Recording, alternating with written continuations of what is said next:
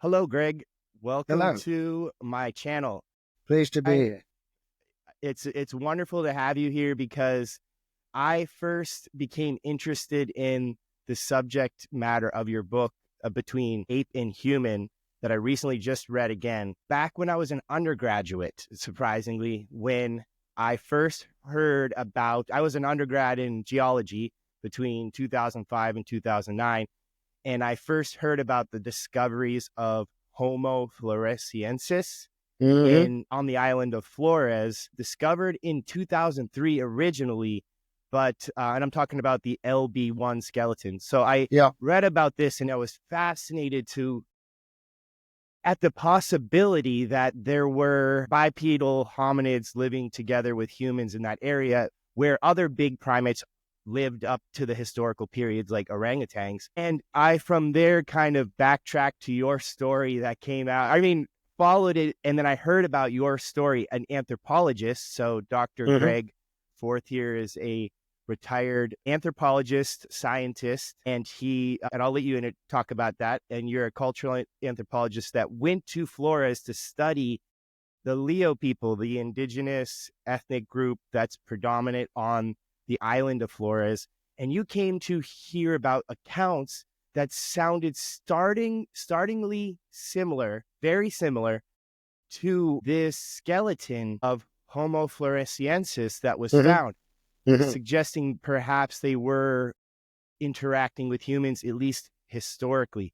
So I want to start off this interview with, when did you realize that these stories you were hearing from the Leo about, they call it Lai Hoa or ape man, and you Hmm. clarify why you use ape man in the book, but when did you realize that you were hearing these stories and they actually might have been like real accounts of at least a being or an animal they thought they saw that was Yeah. bipedal that could be Homo floresiensis? Yeah. Okay. A few questions there. Yeah, yeah. Yeah. No. First of all, just a couple of small points. There are no orangutans on Flores Island, but you're right insofar as they're close by. For example, in Borneo and Sumatra, two other parts of Indonesia, and I'm kind of getting to my answer here because my main research interest on the island of Flores has been the Nage people who live in the center. I later came to work with Leo, who are a bit further to the east. But the main thing to say is that I began working among the Nage people back in 1984, and soon after arriving, I started hearing stories about relatively small, physically primitive hominoids, for want of a better term. Actually, it's not a bad term, hominoid. Just means something that looks like a human. But anyway, I published a book on the Nage, particularly that sort of Nage cosmology and religion in 1998. So we're well before 2003, etc. And in that book, I just happened to mention briefly, and as a kind of a contrast to spiritual beings, that spirits, forest spirits, and so on, that the Nage people spoke about this small ape man, if you will, that used to live in their region until some hundreds of years ago, and they called ebugogo, which is a name you'll find scattered about the internet. So, I mean, that's what got one of the things that got me interested in that kind of image. Now, I started talking to Leo people on Flores later, beginning in 2001, 2003. And Mm. so I'd heard stories about Lai Hoa in the summer of 2003 before September of that year, when the fossil LB1, or fossil of the type specimen of Homo floresiensis was discovered. So I'm happy to say I was hearing stories about both the Bugogo and Lai Hoa before the discovery. something like 6 weeks before, I guess you could say, or That's extending to critical. then. Yeah, well, it is. But then another point, of course, is that the discovery of Homofloresiensis wasn't made public, wasn't announced. In fact, it was top secret until the articles came out in Nature magazine in October, was it? 2004. So again, we can't say that Flores Islanders made up these stories because they'd read, that particular issue of Nature magazine. It's just simply not possible. So one possibility, as you raised in your book, this is so people can see, and I can pull up figures and anything on the final podcast so people could actually see maps or images if I find them later. But you raise in your book that the possibility that, these bipedal hominids might not also, the stories that were created to describe them may not necessarily be an independent line of hominid. They could be these smaller statured, like pygmy type humans that might have inhabited the islands of Indonesia. And I think, there's still, people are still found in the Andaman Islands, I think, very small statured people. Yeah. What do you think about the possibility that some of these stories or accounts or perhaps myths might be just generated from seeing these displaced earlier human groups rather than a totally new species? Yeah. Well, a few things to say about that. And indeed, I deal with that question sort of in the book where I ask, well, maybe these apemen are simply small statured humans that local people, Leo villagers, have come across. The sort of anthropological term for the physical type we're talking about is negrito. That's a term some people don't like. It simply means a small black person. And indeed, they are found. They do live on the Andaman Islands, but in places closer to Flores as well, such as the Philippines, several Philippines islands, and in peninsular Malaysia, or what used to be called the Malay Peninsula. I guess it still is called that, which of course is very close to Indonesia. That said, there is no evidence for Negritos, small statured humans, ever having existed ever having lived on Flores Island, which, it's an interesting question whether, they did some time ago. In fact, it's recently been shown fairly conclusively from skeletal evidence in Taiwan that that 5,000, 6,000 years ago, before the present population of Aboriginal people, gets a bit confusing, moved in from mainland China, that there were Negritos, or a Negrito physical type. There was that represented among the human population of Taiwan way back when, which of course, makes sense because they're found again in the Philippines, not far south, and then at the other end of Indonesia, you might say, or the Indo-Malayan archipelago at the Malay Peninsula, you find again these Negritos, which means that it raises the question: why not somewhere in between, like on Borneo, especially? Huh? So the question still remains: were there ever such people that other taller statured folk met with and made up stories about, basically? But I will say that it's all laid out in the book. Chapter, chapters 9 and 10 are the main near the end. Near the end, the conclusions. There's not really much evidence supporting that idea that these apemen that Leo people speak of are in fact Negritos. Also, because one point I'll make is that people I spoke to say these things still exist. So if we're talking about an historical population that's long gone, then the question arises: well, why are they still saying that these people are around now? Yeah, So one thing that, going back kind of to the original question is like at some point when you're going and doing this research there, you're like, okay, these people are talking about perhaps a real being. And, you really go at length to make sure you try to discuss, the myths, and sometimes they attribute supernatural qualities, but you even rate the level of reliability of the person. So when you take all that into account and you distill it to these firsthand accounts, something that struck me as really solid evidence that you present was how they repeatedly described the feet of these beings and how they were longer or bigger than feet. That was something that kind of stood out to them. Yeah. And it turns out that Homofloresiensis as well had a bigger foot, which would have created a different gait or a walk, which several of the Lai noted that the creature walked differently, had these bigger feet. And you do see, even in human groups, feet do adapt to hilly sides. Like, when toes dig into soft soil, they'll sometimes splay out to be more like a hand gripping.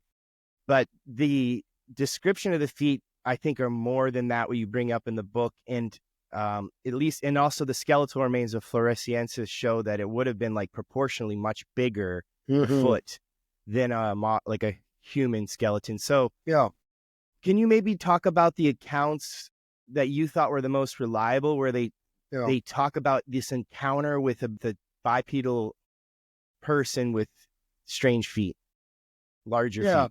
Yeah. Well, I will say, in fairness, that it wasn't many people who mentioned the feet, but those who did, spoke about this proportionally bigger foot, which, yes, it does fit well with the physical evidence from Homofloresiensis, but also as regards, and it links with how they would or might have walked.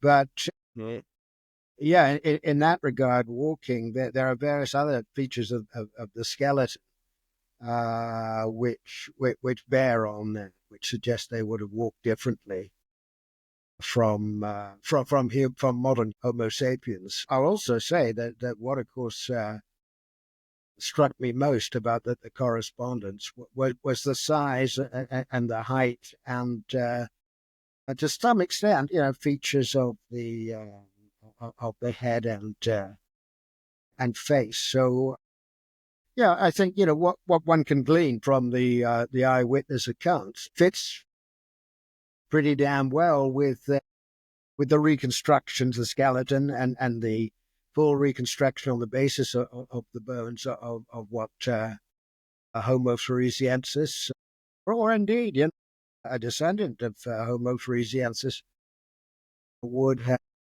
looked like. Yeah. And the face, what you just mentioned there, was something that you brought up. You did emphasize, I think, like almost equally to the feet, where they mentioned this monkey style face, more sunken eyes, perhaps canine teeth, like bigger teeth on the bottom. Yeah. Which would have been consistent with their diet. Appears that Floresiensis was, more of a plant eater, omnivore type with a stronger mastication jaw, or jaw for mastication. So that was interesting too. Yeah, the way they kind of pushed that the face was very distinctly monkey-like, but it was on two legs. Yeah. So with these big feet. And I think I want to raise the possibility to the skeptical viewer out there is, like, this does sound pretty far-fetched. And at the end of the book, you mentioned that if we find a human species like Floresiensis and it lives up until the present or like the 20th century, it's on the order of a discovery of like space aliens. Like, we're talking that level of, whoa, this is changing our whole world. But it's possible, I think, more than maybe space aliens, because we can look around the world, like you mentioned in your book, the coelacanth, they thought that was extinct for millions of years. It's a fish underwater. Yeah. I can think of other examples you didn't even raise in the book, the mammoth, the pygmy mammoth in Siberia on an island out there that lasted till human contact, something 3,000 to 5,000 years ago. Mm-hmm. So it's possible that a previously thought of extinct animal, especially one that was, the dates here are that are for LB1 are 50,000 years ago, geologically yesterday. There's possibility that this animal could have lived on Flores, and given a number of other factors too, how remote it is, how inhospitable it is. It's very elevated terrain. Even up until modern, it's very sparsely populated. The people that live there hardly, like you say, make a dent even into the highlands up until the modern. So that would be a place you would think there would be a small refuge of some sort of omnivorous herbivore based. Well, indeed, the local accounts agree with that, because they say for the most credible ones, sightings are all set in highland regions. So that's fair enough. I'll also say, I mean, the island isn't that sparsely populated. We talk about a few million people nowadays, modern humans, but this is fairly recent, and they are concentrated on in coastal regions. So there still are, interior regions, and certainly those that are higher up in the mountain ranges. There are places where people like us, modern humans, don't go. So, and it's I don't know how hard life is there, because it depends who or what you are. But there's a lot of things that Homofloresiensis, let's talk about them, could have eaten, especially if, as a lot of evidence suggests, that they weren't great meat eaters. They're mostly plant eaters. So again, this is, as I was going along, there were these similarities, correspondences, and so on that struck me. And I mean, generally, I used, I don't mention it in the book, but I mentioned a method called abduction, which is a bit different from induction and deduction. It's essentially, you could say, it's the old Sherlock Holmes method, whereby you look at a number of possible explanations, or all the possible explanations, and you rule them out one by one. You show how they couldn't be true. And then the one you're left with, and which still can't be disproved, the one you're left with, it's got to be the explanation, as improbable as it may seem. So, you rule out all the other possibilities, and then, you've got what's left. And so as I say, well, the most likely explanation of this is that local villagers, Highlanders, are seeing something, some living being that corresponds to the way they describe it, and therefore corresponds to something like Homofloresiensis, or the Hobbit, as it's been called. We might mention The that Hobbit, because it's perhaps a more familiar term for some people. And we're talking about a being around 1 meter tall, with a brain size around 400 cubic centimeters, which is about a third of the size of our skull volume, just for the listener out there. So this would have been a comparable head size to an early hominid like Australopithecus. So that's what we'd have been dealing with. And then, so for background also with the viewer, I think your book brings up this interesting new way of looking at science, where we're using indigenous knowledge, maybe you'll say local knowledge, to explore the biological, ecological landscape around you, and taking this as a sort of evidence of, scientific observational evidence. And so when you're out on that island, you're speaking Indonesian. You're speaking directly to the Leo people and the people you're studying, because you're not speaking directly their indigenous language, but you're not using like you're not speaking to an Indonesian person who's then speaking to that person who's then speaking through that. I just wanted to explain that. Well, You speak Indonesian. If I can just add to this, I do mix my Indonesian with local languages, and I do have some familiarity with Leo, especially in regard to names for things like parts of the body. And names for local animals and so on, just to make sure there's no misunderstanding. I also say that all the Leonese nowadays, like all Flores Islanders, are quite fluent, are very fluent, fully fluent for the most part in the national language, Indonesian. So, yeah, I mean, there are sort of one or two questions of translation into English, which I discuss in the book.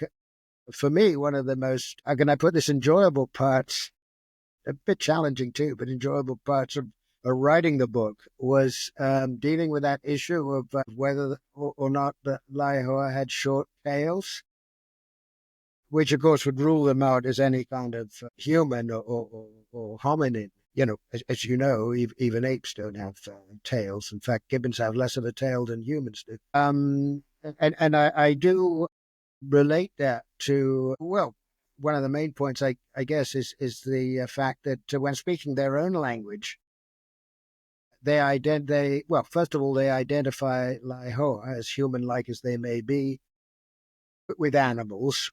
They speak of them as animals, and that they classify them as beings with tails. Animals are living things with tails, whereas humans, they say, don't have tails. So it's, yeah, I mean, you have to look into the fine detail of how they speak about things, local system of classification. Yeah, in Leo, when you're talking about a number of animals, whatever the species, you speak about tails rather as we speak about loaves of bread or so many head of cattle and so on. They are obliged by their language to use the word for tail. So, yeah, it was a bit complex, but I think so you're saying a number of people have enjoyed that part of the book. So you're saying if they were describing how many cattle they had on their land, they would describe it instead of heads of cattle, they would say tails of cattle? Yes, tails of everything, Tails horses, of dogs, snakes, yeah. Sparrows, mosquitoes, worms even. But you do mention, though, that if in some of these encounters they had hit an animal or killed an animal, or maybe I shouldn't even call it an animal, this being, they killed it, and in normal circumstances, to kill an animal for the groups there, like a monkey, would not be a traumatic experience if it was just an animal. No. But this being induced a little bit more trauma because it looked different and human-like. So they did think of it more like a human than an animal in those cases. Were those cases tailless, or did they have tails as well? Yeah, no, they weren't necessarily tailless. I mean, you're talking about a particular case, I think. Yeah. In terms of where one was allegedly hit by a truck a long time ago. Yeah. Yeah, no, I mean, the point is that they as Leo will themselves say, that they look, in many respects, very human, but they're not quite human. So we can say that they're ambiguous, they're uncanny, and people's reaction to that is, well, fright, unease, anxiety, and so on. And that doesn't mean to say, that they're fully human beings. So it's not the same reaction, or not quite the same. Well, no, it's not the same reaction at all as if, you were in a vehicle and you hit a child, a human child. You know exactly what it is. But yeah, no, I mean, clearly a number of encounters which I describe involved the observers becoming frightened and running away or behaving in some other unusual way, certainly, differently from if it were simply an animal or what they identified fully as a known and familiar animal. There are, as I mentioned in the book, other cases of very rare animals, freshwater turtles, a particular kind of land crab, which, for reasons I won't go into now, that they identify as manifestations of evil spirits, basically, and they're very frightened about those. Those are, they're not sort of, well, they are ambiguous in some way. But anyway, it's a comparable case with, finding apeman, if you saw one, uncanny. Neither quite one thing or the other. There's this notion of the uncanny valley, which It came up in the context of robotics, actually, and people's reaction to robots that appear human, but that not quite. So there's something definitely weird about them. That's really interesting to me. And when you Yeah, describe the account of the husband calling his spouse or wife, and she was so frightened she didn't want to talk about it.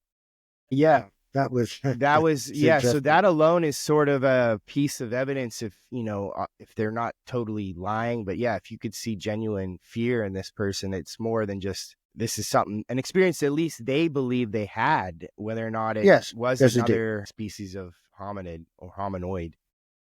So interesting stuff. And I think that work, it's interesting how you're integrating this indigenous ethnic view, local view, into science there, and Mm-hmm. the reaction you get from still today a lot of Western scientists, because I've kind of mentioned your book and the fact, what you speculate, could this be another species of human? They're just like, Mm-hmm. no way, that's so crazy, Yeah. that's so far outside the worldview of Western college educated people, that they Mm-hmm. won't even consider the indigenous account beyond it being purely mythology, purely symbolic. Whereas you took that and actually were like, here, let me parse through this and see that, oh man, we might actually be talking about a real new species. And then lucky enough, like you're winning the lottery over here. Then they find the skeleton, maybe, of a closely related organism in the cave nearby, Liangbua Cave, if I said it right. So Liangbo, yeah. yeah, so it really highlights this route of science using the indigenous knowledge to explore the landscape is more. I think there might be more there than we think still to this day. I mean, what do you think Well, about that? we know, in fact, there's more there because new discoveries are coming along all the time. I mean, what just to kind of clarify, I appreciate your summary, but yeah, no, I just want to make clear that I don't say definitely that these things still exist. These apemen still exist on Flores, but what I do say is, looking at all the arguments, including the ones about symbolism and mythology and so imaginary beings, spirits. Mhm. After having looked at all that evidence, I can show that some of those approaches they don't bear weight. Whereas the possibility, underlying possibility of the continuing existence of another species of Homo is the best explanation. If somebody come along, be they a philosopher or philosopher of science or a zoologist or whatever, and argue against that, I would be very keen to read it. And if they can show that I'm wrong, well, that's fine. That's the way science works. When you're talking to these people, how do you ensure that your the accounts aren't, how did you rate their truthfulness and their reliability of the Mhm. accounts that you got? Can you maybe describe that a little bit? Um, well, I do discuss up to about 30 accounts, individual accounts, and I do, by that standard, I rate them differently. Some more questionable accounts are detailed in was it chapter 6, and then some of the better ones, sort of half a dozen or so sightings I deal with in chapter 7. I mean, partly it's kind of intuition. I mean, mainly, I guess it's the details. I mean, if what they're telling me, sounds fantastical, that is to say, not in accordance with natural law or whatever, then they would lose some points. But also, as you say, I mean, I there's one I'm thinking of one man in particular who, I think I described him in the book, actually. All these people are anonymous, by the way. None of their names, their real names are mentioned. But no, there was one man who I think I described as a well-known drifter, and also kind of a dealer in the supernatural.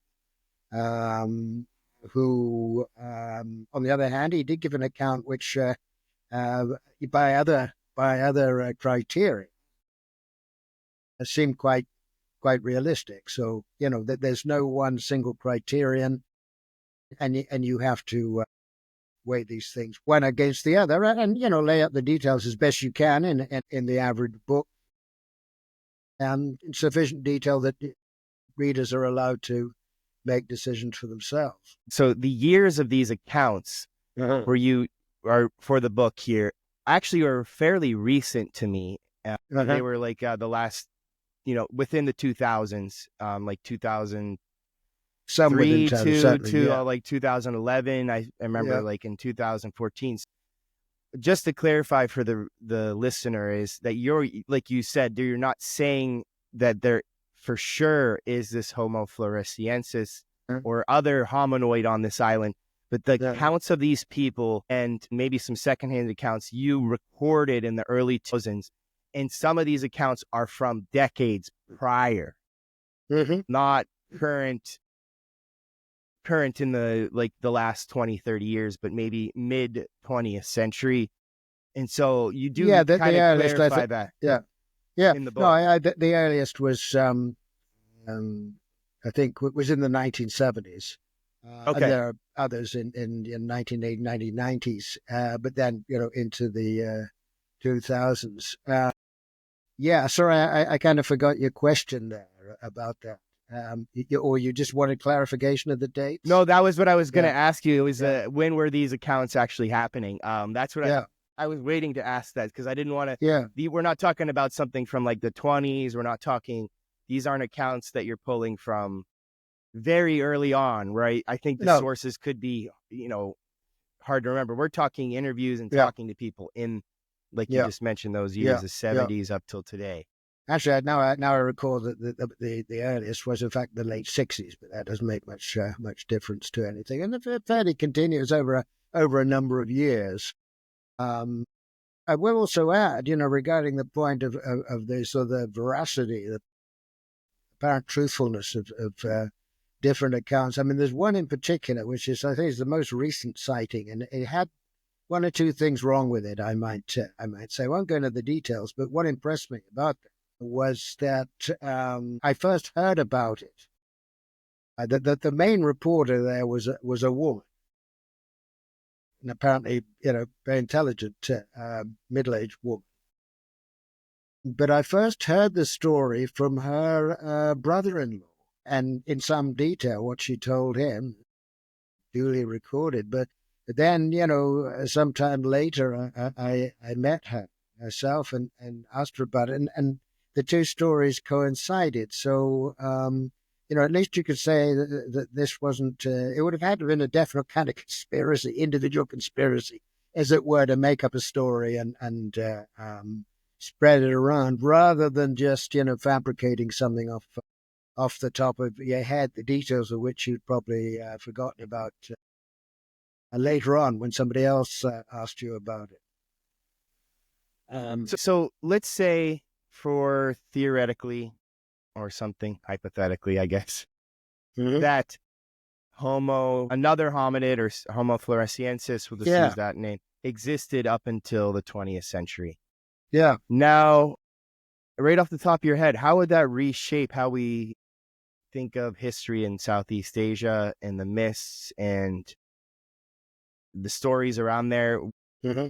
What are your first thoughts? Like, what does that mean? What are the implications? Yeah, it's a fair question. I don't know that it would affect the history, as it's known to us. I mean, there will be inevitably a number of details of local cultures, local cultural beliefs, and so on, which would perhaps have to be reviewed as perhaps images that aren't entirely aren't entirely imaginary. As regards our understanding of human evolution, well, before the discovery of Homo floresiensis, human paleontology, paleoanthropology, as it's more generally known, there was a change towards a theoretical change towards a view of human evolution as not, unilinear, not involving developments, new species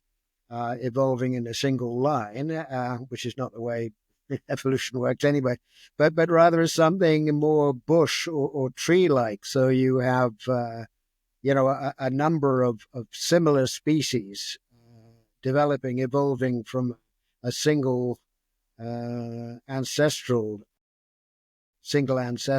species. So there are, okay, you can talk about lines and representing that, but these are more like a bush than a tree with like a single trunk and a few branches at the top, or indeed, a straight line ever upwards. The discovery of Homo floresiensis at such a recent date. The original date, of course, was just 11, 12, 13,000 Something years like ago. That's been changed, which reminds me of another point I want to make. That contributed to this bushy image of or theory of human evolution. And what I wanted to say about that discovery and the dating is that so far we only have a single site for Homo floresiensis, that species. So regardless of the date that, is decided for that particular place, and it's a cave, Liang, as you mentioned, is the name of the cave. Regardless of the date for that, we certainly can't conclude that this species, which was around for a long time, evidently, that it lived just in one cave. I mean, it doesn't make any sense. It must have been elsewhere on the island, and I can't see any reason why it shouldn't have been all over the island, certainly as far east as the Leo region. So just one thing to add to that, I mean, they have since found the remains of a very, very small hominid that Interesting. dates to about 700,000 years ago. So that's a very long time ago. Where? Where? That's on Flores. That's in Okay. more in the central part of the island. Liangbu is right in the western the western part. But, the more recent, but very much older fossil evidence is from a region in central Flores. Now, it's what shall I say? It's assumed, as a kind of provisional interpretation, that this was ancestral in terms of its features and so on. This was ancestral to Homo floresiensis, but it wasn't Homo floresiensis. It's something, physically different, but over 600,000 years or more. So you maybe more evolved. closer to like a Homo erectus variety. Well, not erectus insofar as that this is even smaller than Homo floresiensis. One of the problems Wait, with smaller. linking with linking Homo floresiensis with erectus is that erectus was big, a sort of modern Yeah, human it's big. size, and of course not just the body but the brain as well. We're talking about 900 odd cubic centimeters as compared with 400 cubic centimeters, so chimpanzee size, as a matter of fact, for the brain of Floresiensis. So, big question there as well. Okay, one did simply say descend from the other. How did it get? How and why did it get so small? So, I mean, the jury's still out on a lot of matters concerning Homo floresiensis. I mean, there are still people who favor the hypothesis that whatever Floresiensis descended from, it came to the island, it arrived somehow. Another big question mark, somehow arrived on the island already small or quite small, smaller than contemporary Homo erectus. For the viewers out there that have no familiarity with this subject, researchers have tried to eliminate the possibility that the skeleton, the LB1, was just a diseased human or dwarf human, and that was sort of ruled out, at least pretty firmly, whether the debate of where it sits in the family tree or bush. The tree and bush model might be just itself throwing us off of understanding how these things work. Like, like the tree of evolution and things like that. So for fun though, I want to throw some crazy stuff out there just for you because I have you on here. And if we're talking about implications of finding a real bipedal ape-like human, a Lai Ho'a, apeman, what have you, in the hills of Flores up until, let's say, the 20th century or maybe 19th or whatever. First century. 21st century. Yeah, some of my dates are in the 21st century. I'm going to give some credit to, I'm going to say this, all those stories now of ape people, yetis, snowmen are now on the table as potentially hominids living in the hills. Yeah. I'm going to preface a little bit more, but we need to now search through our indigenous histories and ethnic accounts to look for the more perhaps verifiable accounts within there, especially in these island environments, which do commonly. I live out in Hawaii, and I know there were no people out here before Polynesians, but the island cultures across Polynesia, Micronesia, I think I'm not as familiar, Indonesia, do have a lot of legends of dwarves and small people in their mythology. And so now all this to me, up into Yeti and the Tibetan Plateau, is on the table as scientifically, although maybe unlikely, available to investigators as a plausible explanation, maybe if it's unlikely. Yeah. What do you think about that? What do I think about that? Well, I don't think the Floresiensis or what appear to be local accounts of something like Floresiensis make a lot of difference to that.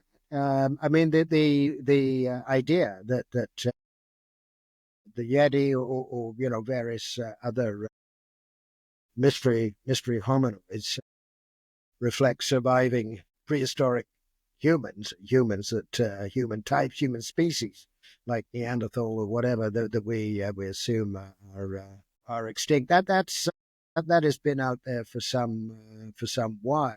Also, I have a number of questions there in your single query.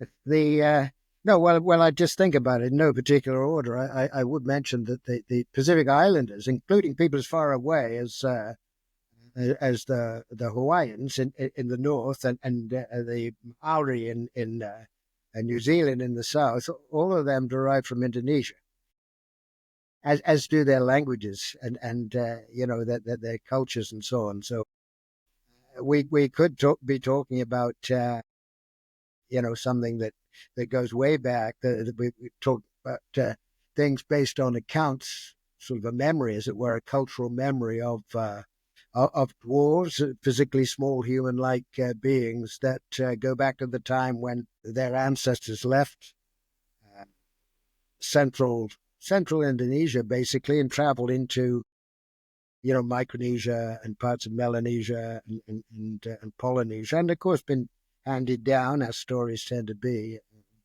over the generations. Also, getting back to Yeti and I guess Sasquatch or Bigfoot as well. Let's put them on the table. Yeah, put them on the table. One thing is different about apeman, and this is another thing that kind of emboldened me to make the argument, is that we do have fossil evidence for something like the Lai Ho'a, which is, of course, Homofloresiensis. We don't, on the other hand, and I'll limit it to this particular point, we don't, on the other hand, have fossil evidence for anything like Yeti or Bigfoot or any of the others, to put it that way. With the qualification, of course, that there has been speculation that Bigfoot, and I guess Yeti as well, particularly if one thinks they're the same thing, derives from something called a giant ape called Gigantopithecus, which we do have some fossil evidence for that, mainly teeth, I believe. But they go way back, and they're found only in Asia, so, which is fine as far as the Yeti is concerned, I guess, but not as far as Bigfoot. So the context is quite different. But then again, I think people should. I know it's difficult to do, especially in professional contexts, thinking about academic biology. Try to keep an open mind and consider anything in light of whatever evidence might exist for it. Yes, stay objective. As scientists, that's what we need to be doing. Is even if it's difficult to hear sometimes, to be as objective as possible, as open-minded as possible, but still relying on evidence as much as possible. And because there's a lot out there that could be not based on evidence at all. Well, that's right. Yeah. Mm-hmm. Well, I was going to say, I mean, I with this book, and other things I've written on the topic, I have the advantage of being, not a zoologist or a human paleontologist even, but an anthropologist, mainly to date involved in, ethnobiology, but other branches of social and cultural anthropology as well. So I'm sort of safe, as it were, in that neck of the woods. Also, I'm obviously older. And in fact, I have said to people, it was kind of like, don't try this at home, Don't, I sort of advise them as to the pitfalls of engaging in this kind of investigation as, say, graduate students or whatever. Some people have said to me, I waited to retire until I published this book. That's not entirely true, because I was writing about this before I retired, and I would have published it even if I was still teaching. I don't think I would have. So you're saying wait till you get tenure if you want to go touch the ape man story. Would be a kind of a minimum, I guess, is tenure. But no, this is another interesting aspect of all this, and that is the emotional side of things, and how uncomfortable, shall we say, a lot of people who don't agree with the thesis, the interpretation get. That they don't want to discuss it. They just want to dismiss it as many of them as just nonsense and craziness. Yeah, that's fine. I mean, I can account for that as an anthropologist. Anyway, and it's kind of a part, an extension of the same. Also, of course, there's nothing wrong with being wrong in science. One side of an argument or the other. The problem with taking one of those extreme views that this can't be true is that it takes one bit, one skeletal find, one piece of evidence to throw the whole thing off, just like LB1 did for a lot of people. So that's why I like to err on the caution of being open-minded rather than on the side of one extreme, because it just takes one paper to be proven wrong. There's so much work to be done out there that we haven't even scratched the surface, I bet, in terms of looking across those remote islands out there and elsewhere as well. So that was a wonderful discussion. I'm glad you entertained my at least shot at trying to tie this to Bigfoot and Yeti. And for those that don't know, check out if you're interested in our conversation, we're talking about Between Ape and Human by Dr. Greg Forth here. He's emeritus at University of Alberta. And he wrote a wonderfully interesting book about the possibility that maybe hominoid type creatures interacted with humans up until the present in Flores, Indonesia. If you liked our conversation, please subscribe to my channel and like the video, because I'm trying to grow here and get real scientists that are doing really interesting work, get their voice out there. We have a science communication problem. I think we need scientists to be able to get have their voice heard for their discoveries rather than these secondhand accounts that seem to distort a lot of the findings out there. So that's what I'm trying to do with this channel, is find the actual scientists like you and talk to you and to get your perspective on what you found for the record and for everyone out there. So again, thanks for joining me. Maybe if you write another book, I'll have you on again. Well, actually, I'm working on something right now. But yeah, give a shout out. If I may, I just Yes. add that as well as subscribing to your podcast, which I would endorse, I would say if you want to know more about this, obtain or better still buy the book. It's in you held up this copy, which is the hardback, which isn't very expensive, but there's also a much less expensive paperback version out now, and there's also an audio version and an electronic version and all the rest. But as regards to having me back, it just so happens I'm retired, but I'm working more than ever in some ways in regard to research and certain kinds of research and writing. My current project is a discussion of witches, the image of the witch. Interesting. How this seems to be a universal idea, which is found, in the same details of the image, of the idea, the description, supposed properties and so on of the witch all over the globe. I mean, in the most surprising place, including the depths of Polynesia and so on. So that, and then I'm looking at this not sort of historically. I'm certainly not focusing on European witchcraft, but I'm looking all over the place. So, and I try to offer explanations for this similarity and persistence and so on.